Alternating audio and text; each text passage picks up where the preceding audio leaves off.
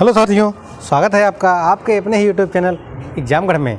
साथियों, हम लोग पिछले वीडियो में संख्याओं पर आधारित न्यूमेरिकल देख रहे थे, जिसके अंतर्गत हमने 2-3 वीडियो बनाए हैं और आशा करता हूँ आपको पसंद भी आए होंगे। आइए साथियों, हम इस चैप्टर के कुछ और न्यूमेरिकल सॉल्व करते हैं और इसकी थोड़ा से और अच्छे से प्रैक्टिस करते हैं। वीडियो आपको पसंद आ रहा है तो वीडियो को लाइक कर दिए और दोस्तों के साथ शेयर करिए। हमने बहुत सारे ट्रिक भी बनाए हुए हैं जो आप सेकंडों में सॉल्व कर सकते हैं। मैथ के बहुत सारे न्यूमेरिकल्स, आप उस ट्रिक को देखिए और उसका लाभ उठाइए।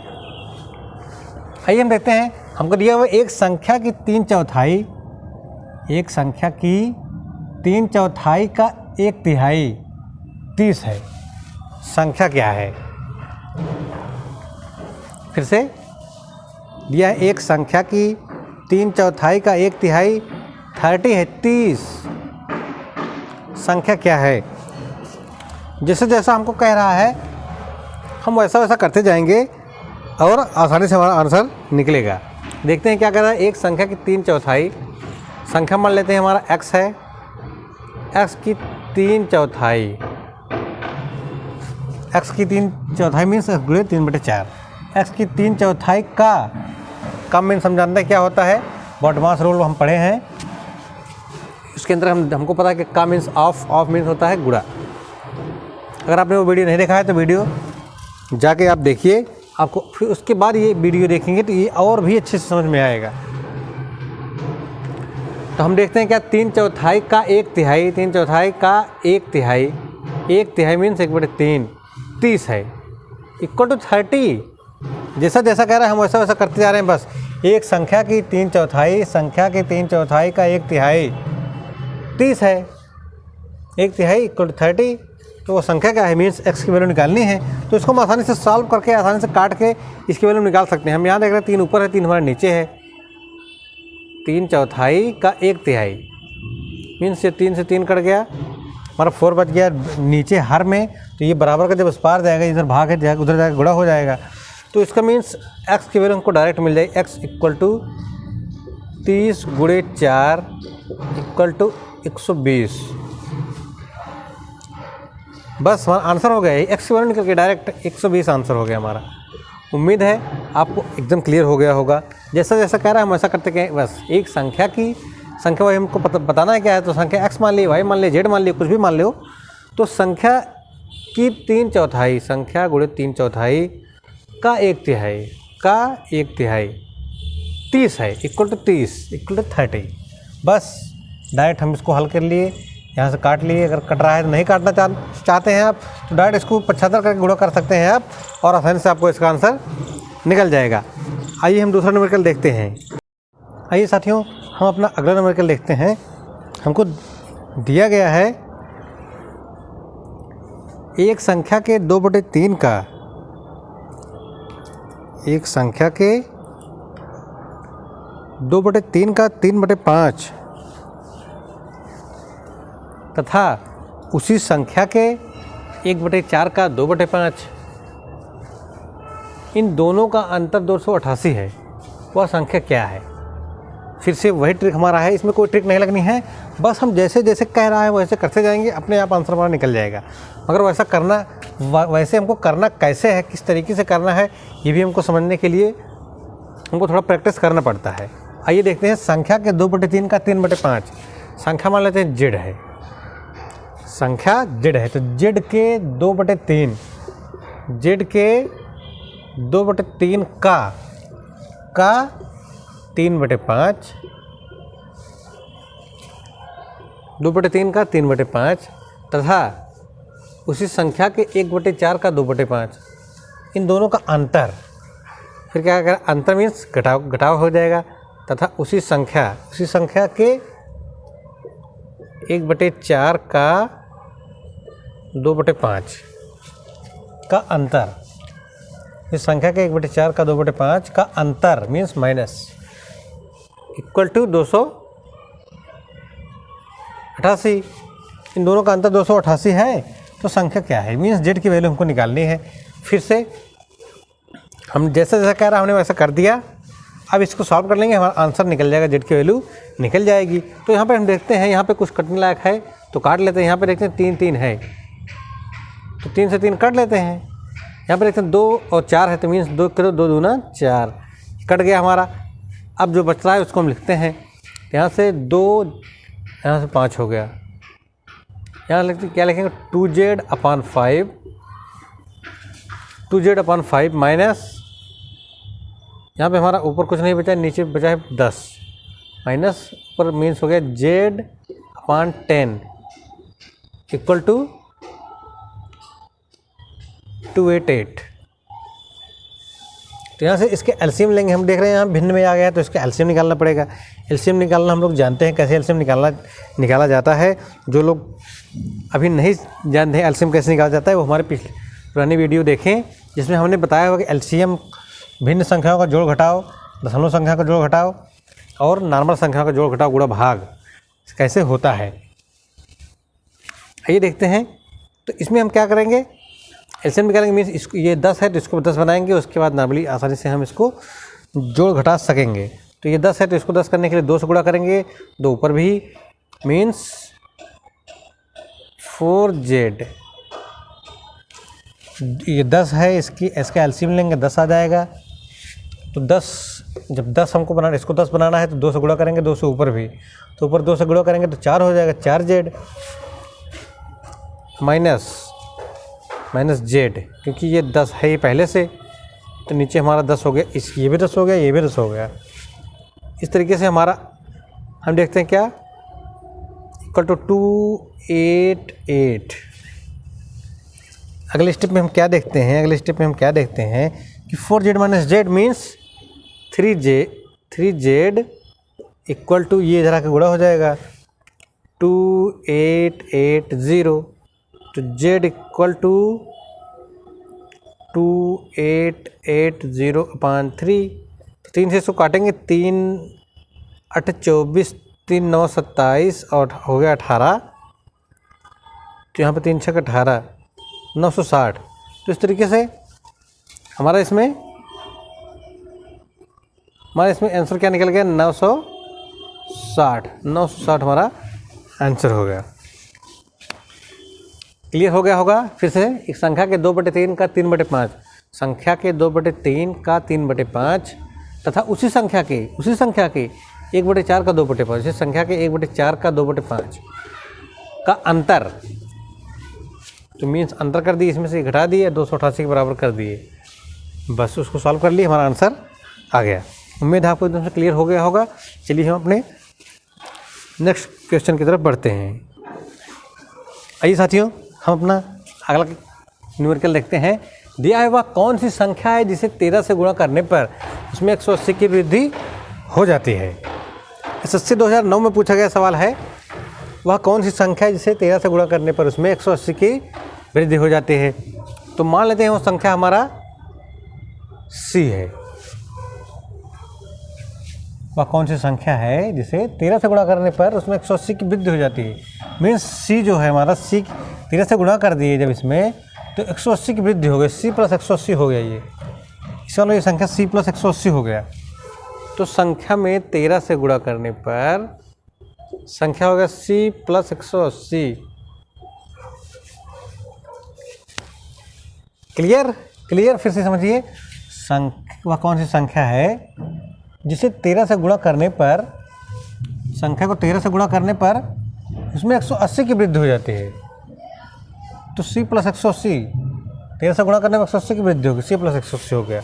अब यहाँ पे क्या देखते हैं कि 13C इक्वल टू C + 180। तो यहाँ पर C हमारा इसमें प्लस है, इधर जाके माइनस हो जाएगा। तो 13C में से इधर जाके माइनस हो जाएगा, मीन्स हो जाएगा 12C इक्वल टू 180। तो C इक्वल टू 180/12 180 तो 12 तो 12 1 के 12 और बच गए 12 पंचे 60 तो 15 आ गया हमारा आंसर। मीन्स 15 ही वो संख्या है जिसे 13 से गुणा करने पर 180 की वृद्धि हो जाती है। क्लियर हो गया होगा। वह कौन सी संख्या जिसे 13 से गुणा करने पर उसमें 180 की वृद्धि हो जाती है। मीन्स तो हमारा 180 की वृद्धि हो गई। आइए हम अपने नेक्स्ट न्यूमेरिकल पर चलते हैं। आइए साथियों, हम अपना अगला न्यूमेरिकल देखते हैं। दिया है किसी संख्या को 296 से भाग देने पर 75 शेष बचते हैं। उसी संख्या को 37 से भाग देने पर शेष क्या बचेगा? किसी संख्या को 296 से भाग देने पर 75 शेष बचते हैं। अगर 296 से भाग करेंगे तो 75 हमारा शेष बच जाएगा। उसी संख्या को 37 से भाग करने पर क्या बचेगा?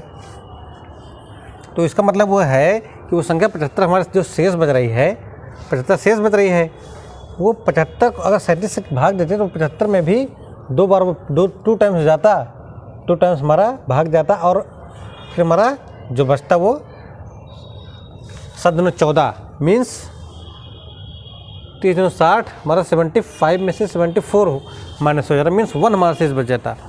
आइए देखते हैं कैसे होता है। 296 से भाग देने पर 75 शेष बच गया, 75 हमारा शेष बच गया। शेष तो 37 से भाग देंगे तो क्या होगा? तो ये क्योंकि 37 हमारा 75 से भी छोटा है, इसलिए हम 37 से 75 को भाग देकर ट्राई करेंगे, वही हमारा आंसर हो जाएगा। ऐसे सवालों को सॉल्व करने के लिए हम क्या करेंगे? 75 हमारा शेष बच रहा है, उसी शेष को 37 से भाग कर लेंगे। 37 दूना 74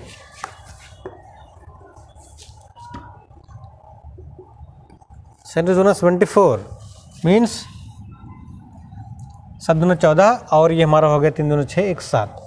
तो इस तरीके से हमारा 1 शेष आ गया। तो यही अपना आंसर हो गया,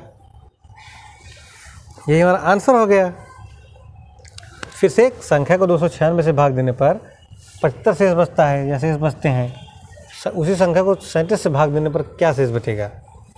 तो 75 हमारा शेष बच गया, तो उसी शेष को हम फिर से भाग दिए 37 से और हमारा आंसर निकल गया है। ऐसे सवालों को हम ऐसे आसानी से सॉल्व कर सकते हैं।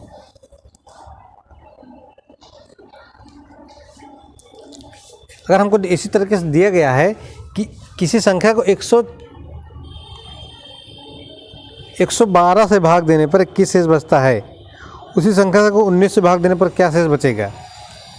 मतलब 112 से भाग देने पर 21 शेष बचता है, 21, तो उसको 19 से भाग देने पर क्या शेष बचेगा?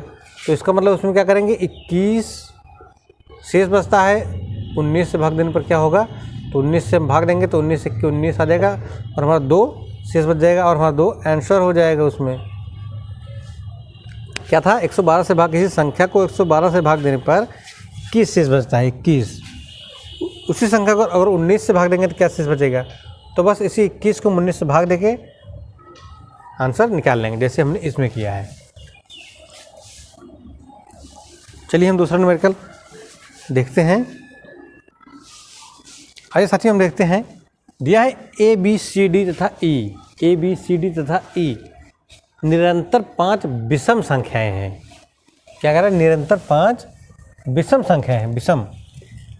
A तथा C का योग 146 है, A तथा C का योग 146 है। तो E का मूल्य बताओ, E की वैल्यू बताना है, E का मान बताना है। क्योंकि ये विषम संख्याएं हैं, विषम संख्याएं हैं, तो हमको पता है कि विषम संख्याएं एक के बाद एक आती हैं, एक को छोड़ के दूसरी बार विषम संख्या होती है। एग्जाम्पल तौर पे जैसे हमने देखा कि 3 हमारी विषम संख्या है, तो 5 अगली विषम संख्या 5 होगी, फिर 6 को छोड़ के अगली विषम संख्या हमारी 7 होगी, 8 को छोड़ के अगली विषम संख्या हमारी 9 होगी। क्लियर हो गया होगा हम क्या बताना चाह रहे हैं? एक संख्या को छोड़ के दूसरी संख्या विषम होती है और एक संख्या को छोड़ के दूसरी संख्या सम होती है। जैसे कि 2 हमारी सम संख्या है तो अगली 4 हमारी सम संख्या हो जाएगी एक संख्या को छोड़ के। ये सम है तो ये सम है, ये सम है तो ये सम है, मीन्स ये हमारी सम संख्या हो जाएंगी, एक को छोड़ के दूसरी। उसी तरीके से एक को छोड़ के दूसरी हमारी विषम संख्या हो जाएगी। चलिए हम इसको सॉल्व करते हैं। इस सम विषम भाज्य अभाज्य पूर्ण संख्याएं, पूर्णांक संख्याएं, सह अभाज्य संख्याएं, हमने सब कुछ पिछले वीडियो में बताया है। आप अगर उसको देखना चाहते हैं तो हमारे प्ले लिस्ट में जाके उसको देख सकते हैं और अपना सारा कन्फ्यूजन दूर कर सकते हैं। चलिए हम देखते हैं क्या है इसका। मैं कह रहा है निरंतर 5 विषम संख्याएं हैं। ए तथा सी का योग 146 है, मीन्स फर्स्ट और सेकेंड, फर्स्ट और थर्ड का योग। तो इस तरीके से अगर इसकी वैल्यू x है, अगर इसकी वैल्यू x है तो हमको पता है कि एक को छोड़ के दूसरी संख्या, एक को छोड़कर दूसरी संख्या हमारी विषम होती है। कहने का मतलब फिर से हम बनाते हैं, जैसे 3, 5, 7 और 9। तो यहाँ पे हम क्या देखते हैं, ये सभी विषम संख्याएं ही हैं, मीन्स यही संख्याएं हैं। तो कहने का मतलब पहली संख्या अगर x है तो दूसरी संख्या x प्लस 4, 3 में हम 4 जोड़ेंगे तब ये हमको मिलेगा, या फिर 5 में हम 4 जोड़ेंगे तो हमको 9 मिलेगा। समझ रहे हैं आप लोग? या फिर हम अगले 11 का लिख देते हैं तो 7 में 4 जोड़ेंगे तो हमको 11 मिलेगा। मीन्स एक को छोड़ के दूसरी विषम संख्या हमको मिलेगी 4 ऐड करने पर, 4 जोड़ने पर। तो बस अगर ये हमको, इसकी वैल्यू हमको x पता है तो इसकी वैल्यू, c की वैल्यू हो जाएगी x प्लस 4, इसकी वैल्यू तो हो जाएगी x प्लस 2। जैसे इसकी वैल्यू हो गई x प्लस 2, 3 2 5, 5 2 7, इसकी वैल्यू हो गई x प्लस 2, मगर इसकी वैल्यू हो गई x प्लस 4। तो इस तरीके से x plus 4 a plus c equal to 146। इस तरह c का योग 146 है। बस हमारा आंसर यहाँ आसानी से निकलेगा। देखते हैं 2x इक्वल टू 4 हमारा प्लस में, इधर जाकर माइनस में हो जाएगा 142। मीन्स ये इसमें से आगे घट गया तो 142। तो x equal to 142 divide by 2, तो यहाँ से आ जाएगा 71। x equal to 71। तो हमको वैल्यू बताने की इसका e का मूल्य बताना है। e का मूल्य, हम यहाँ से e की मूल्य अगर निकालना चाहें तो क्या करेंगे, +2 +2 +2 +2, मीन्स यहाँ पे +2 +4 +6 +8, ए में +8 हम ऐड करेंगे तो हमारा e की वैल्यू निकल जाएगी। जैसे यहाँ पर हम देख रहे हैं पाँचवीं संख्या है, तो यहाँ पे 3 में 8 जोड़ेंगे तब आके हमको 11 मिलेगा। पाँचवीं संख्या लगातार विषम है। तो सेम कंडीशन में यहाँ भी आएगा, ई में अगर हम 8 जोड़ेंगे तभी हमको ई, मतलब ए में अगर 8 जोड़ेंगे तभी हमको ई प्राप्त होगा। तो हमको ए मिल ही गया है, ए मीन्स एक्स मिल गया है। तो एक्स तो हमारा पहली संख्या है ए है, तो इसमें हम 8 ऐड कर देंगे, मीन्स हो जाएगा हमारा 79 हमारा आंसर हो जाएगा। बैंक पीओ परीक्षा 2009 में पूछा गया न्यूमेरिकल है। विकल्प में दिया होगा 75, 81, 79 और इनमें से कोई नहीं। तो इस तरीके से हमारा 79 हमारा राइट आंसर हो जाएगा। चलिए हम दूसरा न्यूमेरिकल देखते हैं। आप लोग देख रहे हैं अगला न्यूमेरिकल हमारा है ए बी सी डी तथा ई निरंतर 5 सम संख्याएं हैं। यदि ए तथा बी का योग 162 है तो सभी संख्याओं का योग कितना है। पिछले न्यूमेरिकल की तरह सेम है हमारा, मगर इसमें सम संख्या दिया हुआ है, ये भी निरंतर ही है। तो ए बी सी डी तथा ई निरंतर 5 सम संख्याएं हैं। हमने बताया था कि एक संख्या को छोड़ के हर दूसरी संख्या सम संख्या होगी। जैसे हमने एग्जाम्पल लिया था 2 के बाद 4, 4 के बाद 6, 6 के बाद 8, हमारी सभी सम संख्याएं हैं, एक संख्या को छोड़ के ये आ रही हैं। तो इसमें हम देख रहे हैं क्या, ए तथा बी का योग 162 है। मीन्स ए और बी की वैल्यू हो गई a प्लस 2। अगर इसकी वैल्यू हो गई a तो b की वैल्यू हो जाएगी a प्लस 2। एग्जाम्पल तौर पे हमने बताया कि जैसे 2 के बाद 4, a प्लस 2 इसमें करेंगे 4 आ जाएगा, फिर प्लस 2 करेंगे तो 6 आ जाएगा। तो इसका मतलब a में हम a प्लस 2 कर देंगे तो b की वैल्यू निकल जाएगी। चलो इसको मानते हैं a, और b की वैल्यू क्या है, b equal to a plus 2। यहाँ से हम देख रहे हैं b की वैल्यू क्या हो जाएगी, a में 2 ऐड कर देंगे तो b निकल जाएगा, a में 2 ऐड करेंगे तो b हमारा निकल जाएगा, और फिर b में 2 ऐड कर देंगे तो हमारा c निकल जाएगा। तो मगर हमको दिया है a प्लस b का योग 162 है, तो a का मान a है।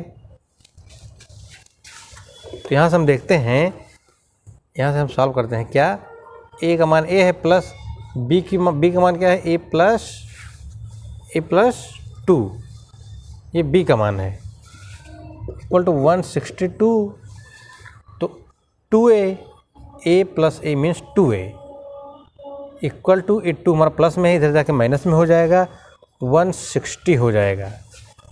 2 हमारा प्लस में है, इधर जाके बराबर के इस पार गया, माइनस हो गया, 162 में से 2 माइनस हो गया, 162 से 2 माइनस हो गया, 160 आ गया। तो 2a इक्वल टू 60, तो a equal to 130, equal to 130 हमको मिल गया। तो यहाँ पे हमको बताना क्या है, सभी संख्याओं का योग बताना है। तो सभी संख्या हमको मिल जाए तो उसको हम जोड़ लेंगे, हमारा योग निकल जाएगा। तो यहाँ से हमको मिल गया, ए की वैल्यू मिल गई 130, तो बी की वैल्यू हो जाएगी 132, क्योंकि अगला ये जो नेक्स्ट है ना, निरंतर 5 सम संख्याएँ हैं ये, तो अगला हमारा +2 हो जाएगा। तो यहाँ से 134, 136, 138, ये हमारा हो जाएगा 5 संख्याएँ, और इनको ऐड करके हम इसका आंसर निकाल सकते हैं। विकल्प में हमको क्या दिया है, विकल्प हम देखते हैं 400, 380, 420, इनमें से कोई नहीं और निर्धारित नहीं किया जा सकता। तो यहाँ तो हम तो देख रहे हैं निर्धारित तो किया ही जा सकता है। अब आंसर निकालने पता लगेगा कि विकल्प में से कोई है या नहीं है। तो यहाँ पे देखते हैं क्या, 6 4 10 और 8 2 10, 6 4 10 8 2 10 मीन्स 20 हो जाएगा। तो 20 इक्वल टू हासिल हो गया 2, 3 2 6 3 9, 3 4 12 3 मुझे 15 2 17, 17 का 7, 3 3 2 6 3 3 9, 3 4 12 3 मुझे 15, 16 17, 6 4 10 10 10 20, तो हासिल 2 चला गया था, 17 में 7 हो गया, हासिल हो गया 1, और यहाँ पे आ जाएगा 6, यहाँ पे हो गया 5 और एक हासिल हो गया 6 मीन्स 670। विकल्प में हमको दिया ही नहीं है 670। विकल्प में हमको क्या दिया है, विकल्प में हमको दिया 420, 380, 400 निर्धारित नहीं किया जा सकता, इनमें से कोई नहीं। तो हमारा इनमें से कोई नहीं सही हो जाएगा, मगर अगर हमको आंसर निकालना है तो हमारा आंसर ये हो जाएगा, ये हमारा आंसर हो गया। आपको एकदम से क्लियर हो गया होगा। वीडियो को पसंद आया हो तो वीडियो को लाइक करें, दोस्तों के साथ शेयर करें, और एक मोटिवेशन हो जाए कि लोगों ने कहा कि नौकरी पाना आसान नहीं है, लोगों ने कहा कि सरकारी नौकरी पाना आसान नहीं है, तो हमने भी कह दिया कि जो आसानी से मिल जाए हमें उसकी ख्वाहिश नहीं है।